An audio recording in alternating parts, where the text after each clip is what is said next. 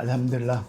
கண்ணியத்துக்குரிய ஏக இறைவன் அல்லாஹ்வின் நல்லடியார்களே, நம் அனைவருக்கும் அந்த ஏக இறைவனுடைய அருள் உண்டாவதாக. அருள் வேண்டும் என்றால் கொஞ்சமாவது நம்ம முயற்சி பண்ணணும். அப்போ முயற்சி பண்ணால் தான் இறைவனுடைய அருளும் நமக்கு கிட்டும். இப்போ இன்றைக்கி நேற்று நான் கோயம்புத்தூர் வந்தேன். அப்போ கோயம்புத்தூரில் ஒரு நல்ல ஒரு மனிதர், ஒரு ஆய்வாளரை பார்த்தேன். அவருடைய பேட்டியும் எடுத்து நான் உங்களுக்கு போட்டேன். அவருடைய பேர் அன்வர் பாஷா. திருக்குறளில் மொழியாக்கம் பண்ணியிருக்காரு, அதாவது பொழிப்புரை பண்ணியிருக்காங்க. அதே ஒரு எம்ஏ, எம்டி, பிஹெச்டி, எம்ஃபில் எல்லாம் பண்ணியிருக்காங்க. தமிழ் துறையில் ஒரு பெரிய ஆய்வாளர். அது இல்லாமல் மட்டும் அவர் தமிழக அரசின் திருவள்ளுவர் விருது பெற்றிருக்கார். நேற்று நான் சொல்லலை, ஏன் சொல்கிறீங்கன்னா கொஞ்சம் அர்ஜென்ட்டில் நம்ம எடுத்த ஒரு மேட்ரு. அதே சமயத்தில் அவரை நீங்கள் கான்டாக்ட் பண்ணால் கூட அவருடைய ஃபோன் நம்பரு 80 725 62 42 3 80 725 62423.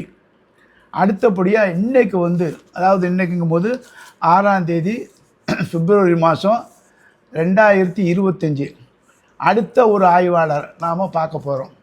இவங்க யாருன்னாக்கா, இவங்க ஒரு சிறந்த இஸ்லாமிக்கு புக்குங்களை ஒரு ஆய்வு பண்ணி நிறைய தொகுத்துருக்காங்க. பல வகையான புக்குங்களை போட்டிருக்காங்க. இவங்க எம்காம் படிச்சிருக்காங்க மெட்ராஸ் நியூ காலேஜில். அடுத்தது என்னென்னா, இவங்களுக்கு என்ன ஸ்பெஷாலிட்டின்னா, ஒவ்வொரு வருடமும் இந்த இடத்துல பாருங்கள், இது மேலே காலேஜ், எய்ம்ஸ் காலேஜ் நடத்துகிறாங்க. முழுக்க பெண்களுக்காக நடத்துகிறாங்க. ஒரு வருஷத்துக்கு 150 பெண்கள் போகிறாங்க. இன்றைக்கி கூட அட்மிஷன் ஒரு 200 300 அப்படி அந்த அளவுக்கு இருக்குது. இப்போ இதில் நான் கேட்டேன், பெண்கள் கல்யாணம் பண்ணவங்க படிக்கிறாங்களா, கன்னிஸ்திரி படிக்கிறாங்கன்னு கேட்கும்போது, கல்யாணம் பண்ணவங்களும் ஒரு 60% படிக்கிறாங்க. இவங்க படித்து என்னங்க செய்ய போகிறாங்கன்னு அதையும் கேட்டேன். அப்போ அவங்க சொன்னாங்க, படித்து அவங்க டிகிரி வாங்கி மெட்ராஸ் யூனிவர்சிட்டி அப்துல் கலாம் டிகிரி வாங்கி இங்கே சுற்று வட்டாரத்தில் உள்ள இஸ்லாமிக் காலேஜில் ஸ்கூல்லாம் அவங்க டீச்சராக இருக்கிறதுக்கு வாய்ப்பு இருக்கிறது. அடுத்தது கம்ப்யூட்டர் கிளாஸும் இவங்க நடத்துகிறாங்க. இப்போ மேலே நான் போய் பார்த்தேன். இது ஒரு அழகான ஒரு காலேஜ், நல்ல ஒரு டீசெண்டாகவும் ரொம்ப நேர்த்தியாகவும் ஒரு திறமையான ஆளுக்கிட்ட ஒரு திறமையான ஒரு தகுதி இருக்குதுங்கிறத நான் பார்த்துக்கிட்டேன். அப்போ அதுலேருந்து 150 பேர் நமக்கு வெளியே வர்றாங்கும் போது நம்ம கேட்கறதுக்கு சந்தோஷமாக இருக்குது. இவங்களுடைய பேர் அமீர் அல்தாஃப், எம்காம் ஆய்வாளர். திருக்குரான் கலைக்களஞ்சியம் அத்தாச்சிங்கிற புக்கு பார்த்திங்கன்னா, இந்த மாதிரி புக்கு இவங்க 6 வால்யூம் போட்டிருக்காங்க. இந்த இருக்குது பார்த்திங்களா, அத்தாச்சி. இதில் என்னென்னாக்கா, திருக்குரானும் விஞ்ஞான ரீதியில் ஆய்வு பண்ணி இது ஒரு மாதத்துலேயே ஒரு வாரத்துலேயே கிட்டத்தட்ட இது ஒரு 5-6 வருஷம் 7-8 வருஷம் ஒர்க் பண்ணால் தான் இந்த வேலைலாம் செய்ய முடியும். கடினமான வேலையில் இந்த புக்கை போட்டிருக்காங்க. ரெண்டாவது பார்த்திங்கன்னா, இவங்களை ஏன் நான் சொல்கிறேன்னாக்கா, இப்போ தமிழ் சமுதாயத்தில் இப்போ தமிழ் மக்கள் இருக்காங்க. நீங்கள் திருக்குறளா கலைஞர் தான் மொழிபெயர்ப்பு பண்ணியிருக்காரு, அப்புறம் பாப்பையா மொழிபெயர்ப்பு பண்ணார், மொழிபெயர்ப்பு 12 இருக்குங்கிறாங்க. அப்போ அன்வர் பாஷாங்கிற ஒரு மனிதரும் மறைஞ்சு இருக்கார். அப்போ இஸ்லாமிய சமுதாயத்திலே ஒரு ஆள் இருக்காங்க அப்படின்னு சொல்லும் போது அவங்க எந்த ரேஞ்சுக்கு இருக்காங்கன்னா, கலைஞர் எந்த அளவுக்கு திருக்குறள் எழுதினாரோ, பாப்பையா எழுதினாரோ அந்த ரேஞ்சுக்கு இவர் இருக்காருன்னு சொல்ல வர்றேன். அப்போ இந்த சமுதாயத்தில் தமிழுக்கு எவ்வளோ பெரிய பங்கு பண்ணியிருக்காங்கன்னு பாருங்கள். அதே மாதிரி தான் இங்கே உள்ள அமீர் அல்தாஃபும். இவரும் சாதாரண ஆள் இல்லை. இப்போ இவங்களுடைய ரேஞ்செலாம் இவங்க தன்னை மறைச்சிக்கிட்டாங்களோ எனக்கு தெரியாது. என்னுடைய ஒரு பொறுப்பு இவங்களை வெளிக்கொண்டு வரணும். ஏன்னா சமுதாயத்தில் இப்படிப்பட்ட ஆள்லாம் இருக்காங்க அப்படிங்கிறத வெளிக்கொண்டு வரணும் ஆசையில் தான் ஒரு பேட்டி எடுக்கிறேன். இப்போ ரெண்டாவது பார்த்திங்கன்னா, விண்ணிலும் மண்ணிலும் மறைந்திருக்கும் ரகசியங்கள், டாக்டர் எம் அலி அல்தாஃப். இவங்க எழுதின புக்கு அழகான டைட்டில் பாருங்கள், விண்ணிலும் மண்ணிலும் மறைந்திருக்கும் ரகசியங்கள். இதுவும் கோட் பண்ணியிருக்காங்க. அடுத்தபடியாக குறளுக்கு அன்வர் பாஷா தான் இருக்காருன்னு நான் நினச்சேன். இப்போ கோயம்புத்தூரில் இன்னொரு ஆள் இருக்காங்க, அது இவர் தான். பாருங்கள், குறளும் குரானும் கற்றுத்தரும் வாழ்வியல், டாக்டர் எம் அமீர் அல்தாஃப், கோவை. இந்த புக்கு இருப்பாங்க. இந்த புக்கும் குறளும் குரானும் கற்றுத்தரும் வாழ்வியல். எவ்வளோ அழகான பாருங்கள். இப்போ எந்த அளவுக்கு ஒரு இஸ்லாமிய சமுதாயத்தில் இப்படிப்பட்ட நபர்லாம் இருக்கிறாங்க. ஆனால் இவங்கள நம்ம அறிமுகப்படுத்தலை. இதெல்லாம் ஒரு ஐக்கான் மாதிரி. இப்போ நம்ம தெரிஞ்சுக்கணும் அப்படிங்கிற இது வாய்ப்பு. அது இல்லாமல் இந்த வாய்ப்பு வந்து எனக்கு வந்து நம்ம திட்டம் போட்டு அப்பாயின்மெண்ட்லாம் வாங்கலை. நேற்று வந்தது நான் அது வேறு என்னுடைய வேலைக்காக வந்தேன். டக்குன்னு 2 பேரும் கிடச்சாங்க. அப்போ இந்த 2 பேரும் எனக்கு வாய்ப்பு கொடுத்தது அல்லாஹ்வுடைய ரஹ்மத்து தான். அதே மாதிரி இவங்களுக்கு இந்த கேமரா இவங்களாம் ஒர்க் பண்ணுறாங்க பாருங்கள், இவங்களுக்கு எல்லாருக்கும் முதல்ல நான் நன்றியை தெரிவிச்சுக்கிறேன். அடுத்தபடியாக நம்ம சகோதரர் அல்தாஃப் அவர்கள் நான் பேசும்படி கூப்பிட்றேன். என்னுடைய கருத்து அப்படின்னா, இப்போ அல்லாஹ் சொன்னான், இவங்க விஞ்ஞானத்தை பற்றி பேசுகிறாங்களே, அல்லாஹ் சொல்கிறது அப்படின்னா, இந்த வானத்தை பாரு, தேரி குரான் வந்து தேரிங்க. அந்த தேரி வாசகம்னா வானத்தை பாரு, அந்த வானத்தில் ஏதாவது கிராக் இருக்காங்களாம், ஓட்டை இருக்கா, கிராக் இருக்கான்னு கேட்குறான். அல்லாஹ் கேட்குறான், எழுத்தில் கேட்குறான், வானத்தை பாரு, ஓட்டை இருக்காங்கிறான். அப்போ எழுத்து வானத்தை பாரு, கண்ணால் பாரு, ஓட்டை இருக்காங்கிறான். அடுத்து அதே வானத்தை பாரு, தூண் இல்லாமல் நான் உயர்த்தியிருக்கிறேங்கிறான். இப்போ இந்த 2 வந்து எனக்கு தெரிஞ்ச ஒரு இது குர்ஆனுடைய ஆயத்து. இதனுடைய விளக்கத்தோடு இவங்களை வந்து நான் அறிமுகம் பண்ணுறேன். அஸ்ஸலாமு அலைக்கும் வரஹ்மத்துல்லாஹி வபரகாத்துஹு. துவா பண்ணுங்க. அல்ஹம்துலில்லாஹ். சொல்லுங்கள். என்னை பற்றி உங்களே போய் சொல்லுங்கள். எனக்கு சொந்த ஊர் ஆளூர். சென்னை புதுக்கல்லூரியில் தான் உயர்கல்வி படித்தேன். நான் சென்னையில் படிக்கிற காலத்தில் அந்த நியூ காலேஜ் இந்த இஸ்லாமிக் அட்மாஸ்பியர் வந்து இஸ்லாமிய இலக்கியத்தின்பால் ஈடுபாடு கொள்ள வைத்தது. 2வது காரணம் வந்து அங்கே உள்ள இஸ்லாமிய அறிஞர்கள், justice Muhammad Ismail, Abdul Wahab MA BTH, Sindhu நதி கரையில் ஹசன், குத்புதீன் பாக்கவி, டாக்டர் ஹபீப் முகமது, இவருடைய மீட்டிங்கெல்லாம் நான் போவேன். சின்னதாக தான் இருந்தேன். அது ரொம்ப கவர்ந்து நம்ம இஸ்லாமிய நூற்களை படிக்கணுடைய எண்ணம் அதிகமாக வந்தது. நான் வந்து சென்னையில் பிராட்வேயில் படிச்சுட்டு இருந்தேன். அப்போது எங்கள் சச்சா கம்பெனிக்கு எல்லா இஸ்லாமிய புத்தகங்களும் வரும். அது படிக்கும்போது நமக்கு இஸ்லாமிய நூற்களை மேலும் மேலும் படிக்கணும் அப்படின்னு ஒரு ஆர்வம் வந்தது. சென்னையில் படித்த உடனே வேலை கிடச்சி கோவையில் வந்து செட்டில் ஆகிட்டோம். என்னை ஆளாக்கியது வந்து அந்த சென்னையில் உள்ள ஆளுமைகள் தான். அப்துல் வஹாப் MA BTH சொல்கிறான், இஸ்லாமிய உலகிற்கு கிடைத்த மிகச்சிறந்த அறிஞர் டாக்டர் ஹபீப் முகமது, ஜஸ்டிஸ் முகமது இஸ்மாயில், இவங்களுடைய பேச்சு எழுத்துக்கள்லாம் நான் ரொம்ப வசீகரிக்கப்பட்டிருக்கேன். அதனால் சொல்கிறது வைக்கப்படல. எங்கள் சித்தப்பா காலேஜுக்கு போகும்போது 5 ரூபா தருவார் நியூ காலேஜுக்கு, காலையில் பஸ்ஸுக்கும் மத்தியானம் சாப்பாட்டுக்கும். அதில் ஒரு ரூபா 2 ரூபா மிச்சம் பண்ணி நான் புத்தகங்கள் வாங்குவேன். அப்போ பிராட்வேலேருந்து ராயப்பேட்டைக்கு 20 பைசா தான் பஸ்ஸுக்கு. அவர் 4 நாள் கொடுப்பார். நான் அதில் 5 ரூபா 5 பைசாவை மிச்சம் பண்ணி முஸ்லீம் அரசு, பிறை, மறுமலர்ச்சி, எல்லா இஸ்லாமிய பத்திரிகைகளும் வாங்கி படிப்பேன். இது நமக்கு அந்த இஸ்லாமிய நூற்களின் மீது வந்த காதலுக்கு காரணம். நான் என்ன நினைக்கிறேன்னா, இந்த ஃபீல்டில் வந்து நம்ம மிக மிக குறைவாக இருக்கும். எழுத்தாளர்கள் அப்படியே அருகி போனாங்க. புதிய எழுத்தாளர் மறுமலர்ச்சி, யூசுப் மாதிரி அந்த மாதிரி ஆட்கள்லாம் இப்போ கிடைக்கிறது இல்லை. அதுக்கு பல காரணங்கள் சொல்லலாம். ஒன்று, நம்ம சமூகமே நம்ம மாற்றிக்கொள்ள, வாசிக்கக்கூடிய ஆர்வம் கவலை யாருக்குமே இல்லை. எந்த ஒரு திருமறை முதல் வசனத்தில் இக்ரா, ரீட், படியுங்கள், ஓதி, அந்த மறைக்கு சொந்தமானவர்கள் தமிழகத்தை பொறுத்தவரையில் இன்னும் முன்னுக்கு வரணும்னு தான் நான் நினைக்கிறேன். இப்போ நேராக கேள்விக்கு வருவோம். அந்த புத்தகம் அத்தாட்சிகள் முதல் நான் எழுதின முதல் நூல் வந்து கோவை முஸ்லீம்களுடைய 300 ஆண்டு கால வரலாறு. அதை ஏன் எழுதினேங்கிறது நான் இந்த மீடியம் மூலம் சொல்லித்தாகணும். கோயம்புத்தூரில் விரும்பத்தகாத சம்பவங்கள் நிறைய நடந்தது. 2 பக்கமும் தவறு செய்தார்கள். இளைஞர்கள், வகுப்புவாதிகள், அரசியல்வாதிகள்.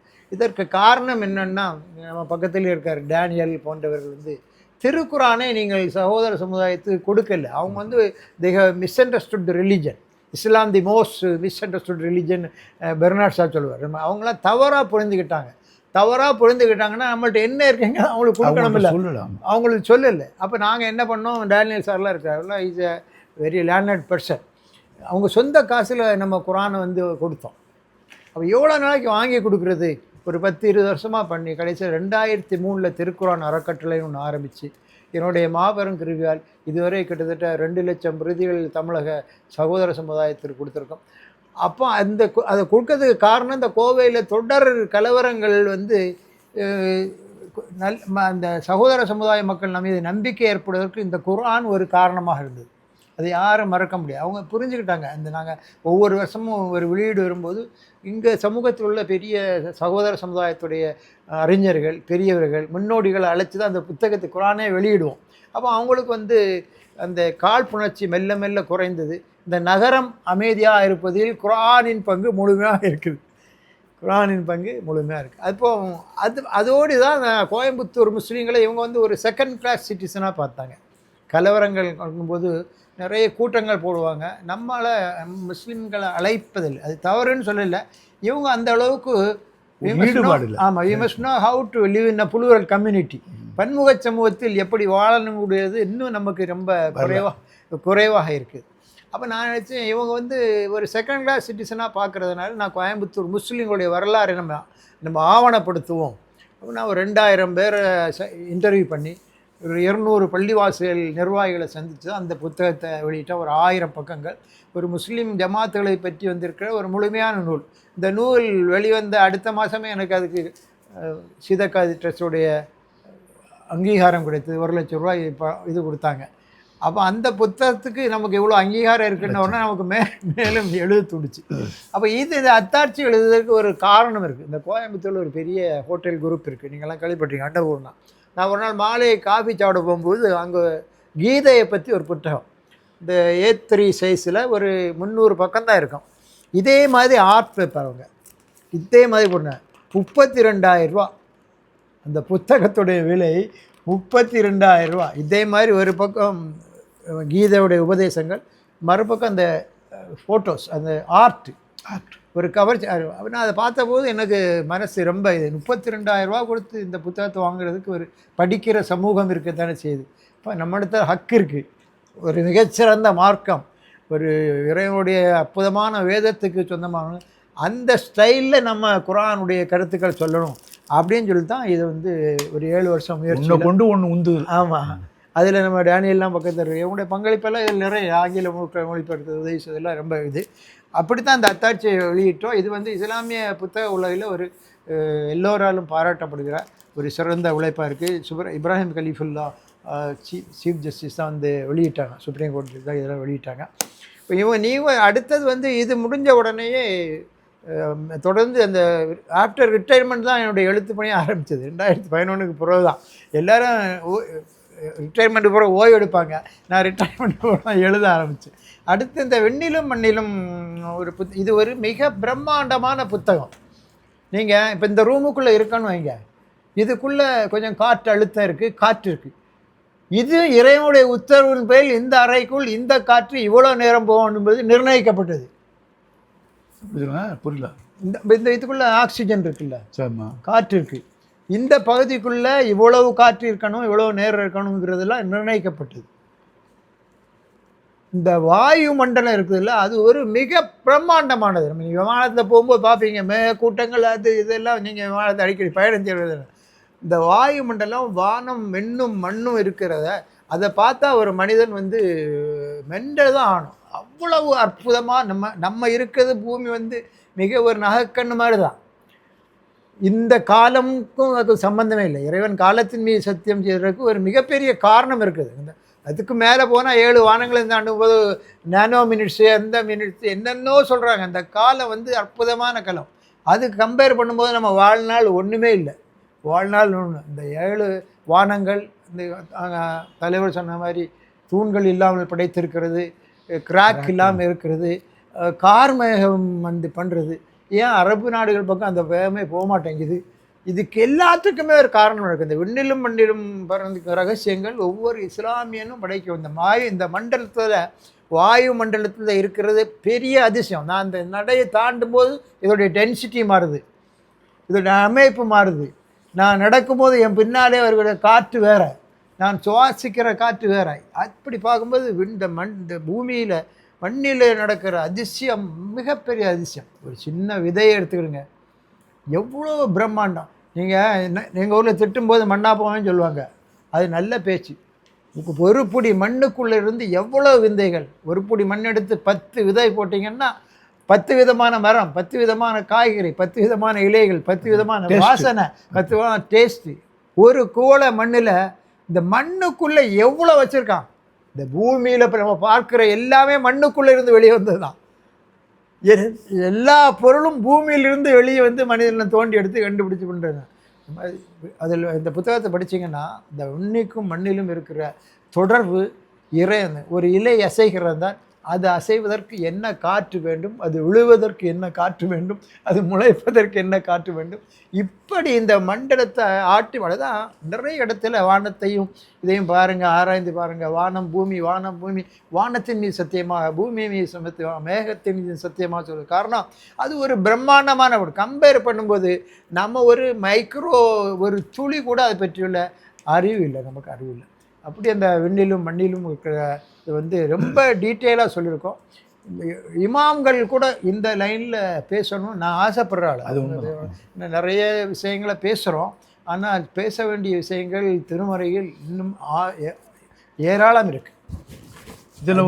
இதில் வந்து இந்த புக்கில் வந்து ஒரு ஏதாவது ஒன்று ஆய்வில் ஏதாவது ஒரு சிம்பிளாக ஏதாவது ஒன்று சொல்லுங்கள். இப்போ இந்த வாயு மண்டலத்தை சொன்னீங்க, இந்த காற்றை பற்றி சொன்னீங்க, இங்கே உள்ள காற்று, வெளியில் காற்று, நடக்கும்போது காற்று, அதனுடைய இதை சொன்னேன். இப்போ இந்த புக்கில் சொல்லப்பட்டிருக்கு, இப்போ நான் சொன்ன பாருங்க, இந்த வானம் அல்லாவே சொல்கிறேன், இது தியரி. இப்போ நீங்கள் வந்து இது தியரி, நம்ம இங்கிலீஷ் படி தியரி. ஆனால் ப்ராக்டிக்கலில் வந்து இந்த காற்றை பற்றி சொல்கிறீங்க. அப்போ காற்றுன்னு எழுத்தில் இருக்குது சொல்கிறீங்க. அதே மாதிரி அல்லாஹ் வந்து தியரி, அவன்கிட்ட கிதாபு குரானில் சொல்கிறான், இந்த வானத்தை பாருங்கிறான். இப்போ வானத்தை பாருன்னா படிக்கிறேன், வானத்தை பார்க்குறேன், அதில் கிராக்கே இல்லை. அதே திரும்ப இன்னும் சொல்கிறோம், இந்த வானத்தை பாரு, தூணு இல்லாமல் படைச்சிக்கிறாங்கிறான். விஞ்ஞானம் என்ன சொல்லுதுன்னா வானமே இல்லைங்குது. அப்போ நம்ம இன்னும் எவ்வளோ அடிமட்டத்தில் இருக்கோம் பாருங்கள்.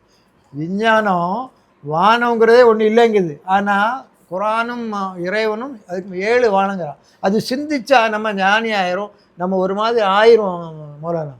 அவ்வளோ விஷயம் இந்த இறைவனுடைய படைப்பு. அதான் படைப்பை சிந்திங்க வானத்தை பாருங்க.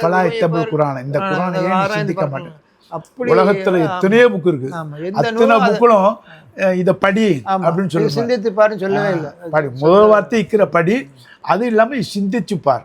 அறிவாளிக்கெல்லாம் அறிவாளி தான், இவ்வளோ பெரிய வார்த்தை. நீங்கள் இந்த புத்தகத்தை முடிஞ்ச டைம் முடிந்தால் படிங்க. நீங்கள் நடக்கும்போதும் நம்ம மறந்துவோம். இவ்வளோ பெரிய சூழலை இறைவன் நமக்கு கிரியேட் பண்ணிருக்கான் இல்லையா?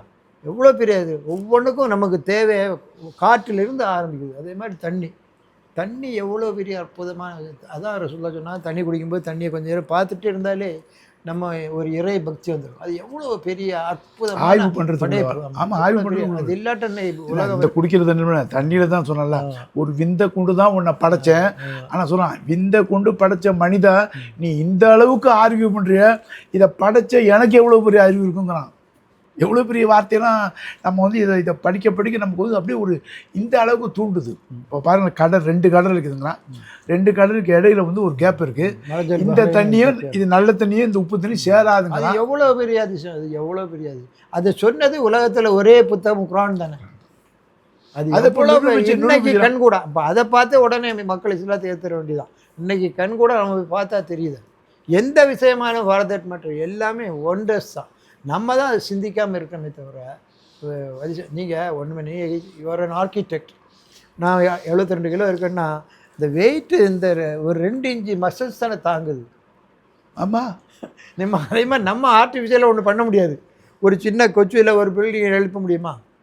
இந்த உள்ளங்காலில் உள்ள அந்த உயர்ந்த பகுதி பொதிகால் தான் எவ்வளவு அசைகிற நிலையம் உயரம். இதைத்தானே சொல்கிறாங்க குரானில். நீங்கள் சொல்கிறது எனக்கு குரான் தான் ஞாபகம். எல்லாத்தையும் உனக்கு காலை படைத்தேன், இந்த காலை எந்த இடத்துல ஊன்ற, எந்த இடத்துல ஊன்ற, பூமியில் தான் ஊன்ற.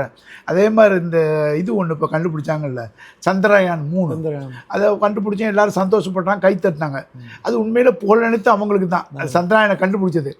அந்த சந்திராயனை கண்டுபிடிச்ச மக்கள் பேசும்போது சில மக்கள் எப்படி பேசுனாங்கன்னா, பாரு எங்களோட சக்தியை எல்லாத்தையும் நான் கண்டுபிடிச்சு சொல்கிறாங்க. ஆனால் அதே இறைவன் அன்னைக்கு நம்ம குரான் நான் பார்க்கும்போது, இதை கண்டுபிடிச்ச நீ போடு சொந்தக்காரன் தான் அக்செப்ட் பண்ணுறான்ல, இது நீ தான் கண்டுபிடிச்ச, இதுக்கு இந்த போலுக்கு நீ தான் சொந்தக்காரன். ஆனால் கண்டுபிடிச்ச இந்த சின்ன பொருள் எந்த இடத்துல போய் உட்காருது, அதை கண்டுபிடிச்ச இறைவனை மதிக்க மாட்டேங்கிறேன். இவ்வளோ பெரிய கேள்வி பாருங்க. கோலங்கள்ங்கிறது வந்து அது மிகப்பெரிய படைப்பு. நீங்கள் எத்தனை லட்சம் கோலங்கள், நட்சத்திரம் ஒன்றுன்னா அது பேசிகிட்டே இருக்கலாம். அதில் நம்ம அந்த பூமி வந்து மிக மிக மிக துச்சமானது. அதில் இருக்கிற நம்ம என்ன இது நிறைய கோலங்கள்லாம் இருக்குது. அல்லாவுடைய பெரிய காரணம் கொண்டு உங்களை நான் சந்தித்ததில் ரொம்ப சந்தோஷம். அதனால் இன்ஷால்லா நீங்கள் மெட்ராஸுக்கு வரும்போது ஒரு வாய்ப்பு இருந்தால் வேறு ஒரு நிகழ்ச்சி ஒன்று நடத்தலாம். ஏன்னா உங்களை மாதிரி உள்ள ஆள்லாம் வெளியே வரணும். ஏன்னா நீங்கள் நம்ம ரத்தின சுருக்கமாக பேசணும், புத்தகம் டீட்டெயிலாக பேசணும். இந்த புத்தகத்தை வந்து மக்களை வாசிக்க வைங்க. இப்போ இவர் வந்து மிஸ்டர் டேனியல் ரஷீது சிறந்த ஸ்காலர். இந்த புத்தகத்தில் அவருடைய பங்களிப்பு ரொம்ப இருக்குது. காரணம் அவர் வந்து அவரே டேனியல், அவரே ஒரு பங்களிப்பு. இப்போ அவர் தன்னுடைய பேரை கூட மாற்றிக்கிட்டு அல்லாவுடைய பக்கம் அவர் நான் தான் சேர்ந்து தொழுவோம். இப்போ அவர் நான் தான் சேர்ந்து தொழுவேன். அதாவது விஷயத்தை புரிஞ்சுக்கிட்டவங்களுக்கு ஒன்றும் இல்லைங்க, அல்லாங்கிறவங்க எல்லாருக்கும் சொந்தம். அதே மாதிரி இந்த புக்கு கூட என்ன சொல்லுது, அகில உலக மக்களுக்கு சொந்தங்கிறான். இல்லா திக்குள்ளாடுமே அகில உலக மக்களுக்கு ஒரு செய்தியை சொல்லுது. விரும்பினா ஏற்றுக்க, விரும்பினா நிராகரி. இப்போ குறளும் குரானும் இது வந்து நம்ம தமிழ்நாட்டில் உள்ள முஸ்லீம் இமாம்கள் எல்லாம் படிக்கணும். அவங்க ஒரு சின்ன குறுகிய கண்ணோட்டத்தில் குறளை பார்க்கக்கூடாது. இல்லை அவங்களுக்கு என்னென்னா அவங்க வந்து இப்போ படிச்சுட்டு வெளியே வர்றாங்க. நான் வந்து இதாக சொல்கிறேன், படிச்சுட்டு வெளியே வர்றாங்க. அவங்க வந்து இந்த புக் ஃபேருக்கெலாம் வந்து என்னென்ன புக் இருக்குது இதெல்லாம் பார்த்து படித்தா தான் அந்த பயானெல்லாம் வந்து இதையெல்லாம் ரெஃபர் பண்ண முடியும். இல்லைன்னா சும்மா ஒரு அரை மணி நேரம் பேசுகிற மாதிரி பேசிட்டு போகிறாங்க, அதில் ஒரு எஃபெக்ட் வராது. இப்போ இந்த மாதிரி இதெல்லாம் ஆய்வு பண்ணும். ஏன்னா அல்லாஹ் வந்து ஆய்வு பண்ணுங்கிறாங்க. அதில் தான் இவங்க கவனம் செலுத்தும் போது எவ்வளவோ ஒரு அறிவு அவங்களும் பெறுவாங்க. அந்த அறிவை வந்து வெளியே கொடுக்கும்போது பல மக்களுக்கும் போகும். இப்போ நீங்கள் சண்டை போட்டிருக்காங்க, நீங்கள் சொன்னீங்க பாருங்கள், கோயம்புத்தூர் கலவரம்லாம் வந்தால் எல்லோரும் இறைவனை வணங்கக்கூடியது தான். யார் இறைவனு அதுதான் இங்கே முக்கியம். யார் இறைவனு கண்டுபிடிச்சலான்னு வைங்களேன், சண்டையே வராது. ஒன்று இறைவன் இல்லைன்னு, அப்போ இருக்குன்னு. அப்போ இறைவன் வந்து எல்லாரையும் அடிச்சுக்கிட்டு சாக சொல்ல, எல்லாரையும் அணைச்சிக்கிட்டு தான் சொல்லுவாங்க. அல்லாவுடைய தூதர் முஹம்மது சொன்ன வார்த்தை இப்போ டக்குன்னு வருது, எல்லாரும் அழைத்து கொண்டு சாவுங்கப்பா, அடிச்சுக்கிட்டு சாப்பாதீங்க. இல்லை இது ஒரு சரியான ஒரு இது. எல்லாம் அணைச்சிக்கிட்டு சாவுங்க. எல்லாம் ஒரு கல் மாதிரி இந்த பில்டிங்கில் பாருங்கள், கல் மாதிரி செங்கல் பிரித்து உடச்சி எடுத்தால் வெளியே வராது. ஆனால் நீங்கள் தூள் ஆக்கலாம். ஆனால் சிமெண்ட்டு தனி கல் தண்ணி நடக்க முடியாது. அதே மாதிரி தானே எல்லாமே கல் மண் எல்லாம் அந்த பில்டிங் எப்படி ஒட்டிக்கிட்டு இருக்கோ அதே மாதிரி ஒட்டி வாழுங்க. இவ்வளோ பேர் அழகாக. அதே மாதிரி பக்கத்து வீட்டுக்காரன் பட்னியாக இருந்தால் கூட நீங்கள் வந்து பசித்ததுக்கு ஒது கொடுங்க. ரோட்டில் ஒன்று யாரு கேட்டால் கூட நீ மார்க்கத்தை சொல்கிறத விட அல்லாஹ் அவனுக்கு சொல்கிறத விட அவன் பசியை போக்குது. அவன் பசியை போக்கணும் தான் அல்லாஹ் அறிவான். இல்லைன்னா நம்ம பார்த்து தான் அவங்க இஸ்லாத்தை ஏற்றுக்கணும். படிக்கிறத விட நம்முடைய நடவடிக்கைகளை தான் மக்களை வந்து இல்லை நம்முடைய நடவடிக்கை இப்போ எவ்வளோ மாறிக்குது. பெருமக்கள்கிட்டையும் மாறிக்குது, பெண்கள்கிட்டையும் மாறிக்குது, ஆண்கள்கிட்டையும் நிறைய. இப்போ நீங்கள் சொன்ன மாதிரி 150 பேர் பெண்கள் வந்து அப்சர்வ் பண்ணுறாங்கன்னா இதை திருப்பி ஆலிம்கள் புரிஞ்சுக்கணும். நீங்கள் வந்து இப்போ இதை ஒன்று சொல்லிடுறேன், அப்சர்வருமாங்கிறது ஒரு டைட்டில் தான். ஆணு படித்தாலும் சரி, பெண்ணு படித்தாலும் சரி, ஸ்டேட்டில் படித்தாலும் சரி, இதில் கிராமத்தில் படித்தாலும் சரி, நீ எங்கே படித்தாலும் அரபி படித்து மெட்ராஸ் யூனிவர்சிட்டியில் பெற பட்டம் அப்சர்வருமா. ஆனால் அதே ஆலிம்கள் வந்து ஒவ்வொரு டிகிரியை தனித்தனியாக வச்சாங்க. இவங்க எல்லாம் சேர்த்து ஒரு டிகிரியை கொண்டு வர மாதிரி இருந்தால் அதில் ஒரு பறக்கத்துக்கும். இல்லை அது எல்லாரும் முயற்சி பண்ணுறாங்க, நடக்க மாட்டேங்குது. இல்லை நடக்க மாட்டேங்கிறேன்.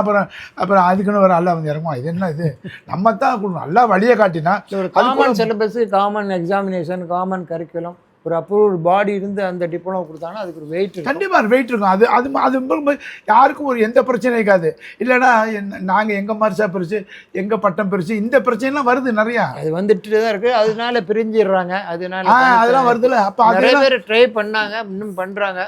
பண்ணணும். ஏன்னா இப்போ உங்கள் இன்ஸ்டியூட்டை இப்போ நீங்கள் நம்ம மதிப்புக்குரிய காகிதம் இதுவும் நம்ம காதல் மீதி அவங்க தான் திறந்து வச்சாங்கிறீங்க. அல்ஹம்துலில்லாஹ் இதெல்லாம் ஒரு இதுதான். இப்போ வர்ற இடத்துல நீங்கள் இன்னொன்று திறக்கும்போது எங்களுக்கு ஒரு பெரிய சந்தோஷமாக இருக்கும். அல்லாஹ்வுடைய பரக்கத்தை கொண்டு மென்மேலும் வளரக்கூடிய பரக்கத்தை உங்கள் அனைவரும் கொடுப்பேன்.